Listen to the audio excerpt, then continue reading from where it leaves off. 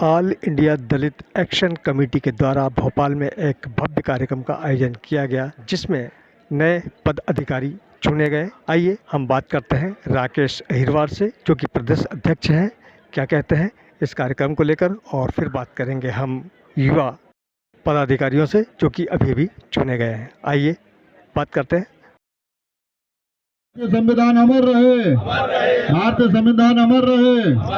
All India दलित action committee जिंदाबाद जिंदाबाद। All India दलित action committee जिंदाबाद। भारतीय संविधान अमर रहे।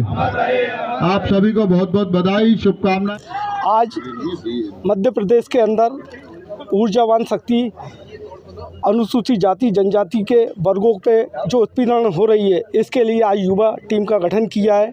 आज पूरे भारत में ऑल इंडिया दलित एक्शन कमेटी निरंतर समाज के हित में, शोषित वंचित लोगों के हितों के लिए, समाज के लिए खड़ी है। आज नया दायित्ववान के साथ ऊर्जा से भरे हुए मेरे मित्र भोपाल जिला अध्यक्ष गणेश अहिरवार जी, संभागीय अध्यक्ष हमारे मनीष यादव जी, ग्रामीण के अध्यक्ष हमारे भाई चंदू अहिरवार जी और सीहोर जिले के ऊर्जावान भाई हमारे राजा रजक जी, इन सभी का आभार व्यक्त करता हूं। और ऊर्जा के साथ शोषित वंचित लोगों का सहयोग करें। और निरंतर मैं देख रहा हूं अभी भारत के अंदर जातिवाद की व्यवस्थाएँ बहुत तेज़ी से बढ़ रही है। कहीं भी चले जाओ, अपने हरियाणा का एक किस्सा देखा होगा कि एक आईपीएस अधिकारी, जो एक आईपीएस अधिकारी इतने उच्च पद पे बैठने के बाद भी उसके जातिगत भेदभावना के कारण उसको इतना प्रताड़ित किया गया कि उसको सुसाइड करने पड़ा। कहीं ना कहीं अपन जिस प्रकार सोच रहे हैं कि भारत हिंदू राष्ट्र हो रहा है, हिंदू राष्ट्र नहीं हो पा रहा है, भारत को विभाजन किया जा रहा है। आज जो मनुवादी व्यवस्था है भारत के अंदर चल रही है, मैं माननीय नरेंद्र मोदी जी से भी कहना चाहता हूं कि इस तरीके से जो व्यवस्थाएं चल रही है वो भारत को विभाजन करने की स्थिति चल रही है। आज हिंदू पूरी समाज भारतीय जनता पार्टी के साथ है। निरंतर उन्होंने 15 साल से आपका सहयोग दिया है। भारतीय जनता पार्टी का निरंतर सहयोग देगी, बिगड़ जो जातिवादी व्यवस्थाएँ वो भारत से दूर करें। हिंदू राष्ट्र बनाने की जो कल्पना कर रहे हैं, ऐसे हिंदू राष्ट्र नहीं बन पाएगा। अब मध्य प्रदेश में कुछ इस तरीके की स्थितियां चल रही है कि अभी हमारे बीच में कुछ घटनाएं, अब कर्मचारियों और अधिकारियों पर टारगेट किया जा रहा है मनुवाद व्यवस्थाओं के कारण। हमारे लोग बहुत हिंदू होने का क्या फ़ायदा है, हिंदू नहीं होने। लगातार आज़ादी के एक लंबे समय के बाद भी दलित और पिछड़ा अभी भी अपने आप को ठगा सा महसूस करता है, तमाम राजनीतिक पार्टियों को समर्थन देने के बाद भी। मेरे संबंध में क्या विचार हैं आपके? मेरे पत्रकार मोदी जी, मेरे भाई, मैं एक निवेदन करना चाहता हूँ। आज भारत को स्वतंत्र हुए 75 साल हो गए, बिगड़ आज भी हमारे वर्ग के लोग स्वतंत्र नहीं हो पाए। हमें मानसिक गुलामी इस तरीके से दे दी गई है कि आज भी हम हमारी पीड़ाएं इतनी झेल पा रहे हैं। आज आप सरकारी कर्मचारियों को दे दो, आपने कलेक्टर तो बना दिया है, बिगड़ वो कलेक्टर का काम नहीं कर पा रहा है क्योंकि मनुवादी व्यवस्थाएं उनके ऊपर हावी हो गई है। हमारे तो मंत्री बना दिए गए हैं, बिगड़ उनके ऊपर आपने ऐसी व्यवस्थाएँ डाल दी है कि वो हमारे लोगों का काम नहीं कर पा रहे हैं। हमारे शोषित वंचित महिला पुरुष किसी का वो कुछ उपयोग नहीं कर पा रहा है, उनका कोई फ़ायदा नहीं उठा पा रहा है। हमारे लोगों का हमेशा निरंतर उनका उपयोग किया जा रहा है। नाम बताइए। मेरा नाम राजेश अहिरवार, मैं भारतीय जनता पार्टी जिला उपाध्यक्ष हूँ और ऑल इंडिया दलित एक्शन कमेटी का मध्य प्रदेश से जिला प्रदेश उपाध्यक्ष हूँ, प्रदेश अध्यक्ष हूँ।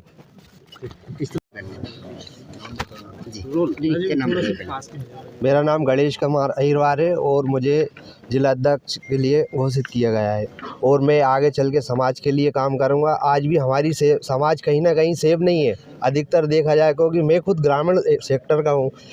शुरू से लेके जातिवाद की अभी तक मेरी भी गांव में लड़ाई चलती आई है। कहीं ना कहीं समाज के लिए मैं अपने हित में काम करूंगा। क्या होगी प्राथमिकता आपकी? सबसे मेरी प्राथमिकता यही रहेगी कि कहीं भी हमारी समाज के ऊपर अत्याचार होगा, मैं हमेशा तत्पर खड़ा रहूँगा उसके लिए। मैं राजा रजक सीहोर से जिला अध्यक्ष घोषित हुआ हूँ, है ना। मेरे प्रयास ये रहेगा कि मैं अपने समाज के लिए और समाज के लोगों के लिए कार्य करूँ। मेरा नाम माधव सिंह अहिरवार है। ऑल इंडिया दलित एक्शन कमेटी के आज बैनर के नीचे हमारे भोपाल, सीहोर और बेरसिया के कुछ जिम्मेदार साथियों को जिम्मेदारी दी है। आज प्रदेश अध्यक्ष सम्मान्य रक्का अहिरवार जी के द्वारा गणेश भाई, रजक जी, संदीप भाई और हमारे बेरसिया के ग्रामीण अध्यक्ष की यहाँ नियुक्ति की गई। सभी को मैं बधाई दूंगा और रक्का भाई को विशेष बधाई दूंगा कि उन्होंने भारतीय जनता पार्टी में रहते हुए इस बात का महसूस किया कि जब एक आईएएस, आईपीएस हरियाणा में आत्महत्या कर सकता है। और वर्तमान में जो संतोष वर्मा जी मध्य प्रदेश कैडर में IAS हैं, उनके एक बयान के ऊपर टूटी मुटी जो बातें उन्होंने जो ऊंचे वर्ग के लोगों ने तोड़ मड़ोड़ के समाज में पेश करने की काम किया है, उनको बदनाम करने का काम किया है। तो आज संतोष वर्मा IAS जैसे व्यक्ति को, जबकि भारतीय संविधान है और भारतीय संविधान के अधिकारों के अधीन ही वो IAS बने, सरकार ने उन्हें बनाया, आज उनके साथ भेदभाव हो रहा है। तो इस बात से हम विश्वास कर सकते हैं कि हमारे जो 4 कर्मचारी हैं या 3 नंबर पर रहते हैं, 2 नंबर पर कर्मचारी रहते हैं, जो सामाजिक संगठन है, जैसे कि आज हमारे रक्का भाई ने ऑल इंडिया दलित एक्शन कमेटी का जो निर्माण करके समाज की लड़ाई लड़ने के लिए कमेटी बना रहे हैं। इससे पहले भी तमाम सामाजिक संगठन हुए। एक अजाक्स संगठन जो चलता है, जो कि कर्मचारी अधिकारियों का संगठन है, उसके प्रदेश अध्यक्ष संतोष वर्मा जी के साथ जो वर्तमान मध्य प्रदेश सरकार भेदभाव कर रही है, मैं उसकी घोर निंदा करता हूं। तो ऑल इंडिया दलित एक्शन कमेटी के माध्यम से हम संतोष वर्मा जी के समर्थन में खड़े रहेंगे, क्योंकि हमारे समाज का वर्ग का भाई है। लड़ाई जो भी हो, साथ हमें खड़े रहना होगा। लड़ाई जीतना है तो हमको कंधे से कंधा मिला के चलना होगा। सामाजिक संगठन संतोष वर्मा के खिलाफ ब्राह्मण समाज है, ना कि सरकार है। संतोष वर्मा के खिलाफ ब्राह्मणों की जो व्यवस्था है, और वो ब्राह्मण बैठे हुए मध्य प्रदेश सरकार में। मोहन यादव जी का मैं नाम लेके क्लियर आपके चैनल के माध्यम से, मोहन यादव जी की इतनी हिम्मत नहीं है कि ब्राह्मणों के खिलाफ बोल दें। अभी उनके खुद के यादव समाज के ऊपर मध्य प्रदेश के एक ज़िले में पेशाब कांड हुआ। उनके कथावाचक के ऊपर एक महिला ने पेशाब से उनका शुद्धिकरण कराया गया। मोहन यादव जी क्या उस विषय को रोक सकते हैं? मोहन यादव जी से मेरा निवेदन है, अगर आपके चैनल के माध्यम से खबर जाती तो ऑल इंडिया दलित एक्शन कमेटी के हमारे साथी खड़े हुए हैं। हम किसी सरकार के या किसी व्यक्ति के विरोधी नहीं, हम व्यवस्था के विरोधी हैं। आपको भारतीय संविधान की शपथ लेके आपने मध्य प्रदेश का मुख्यमंत्री गिरण पद संभाला है, तो आपकी जिम्मेदारी बनती है कि मध्य प्रदेश के 8 करोड़ लोगों की सुरक्षा करना, चाहे वो किसी भी वर्ग का हो, चाहे ब्राह्मण हो, दलित हो, मुस्लिम हो, ईसाई हो, जैन हो, पारसी हो, चाहे दलित समाज की जाति हो, अहिरवार हो, जाटा बकोरी हो, कुर्मी हो, बेरवा हो, रेगर हो, जाटा मतलब जांगड़ा हो, कोई भी जाति हो, उन सब क्या जाति से उठकर, धर्म से उठकर आपको भारतीय संविधान की रक्षा करते हुए मध्य प्रदेश के नागरिकों के साथ रहना चाहिए। और IAS वर्मा जी के लिए न्याय के लिए मैं उनसे निवेदन करूंगा।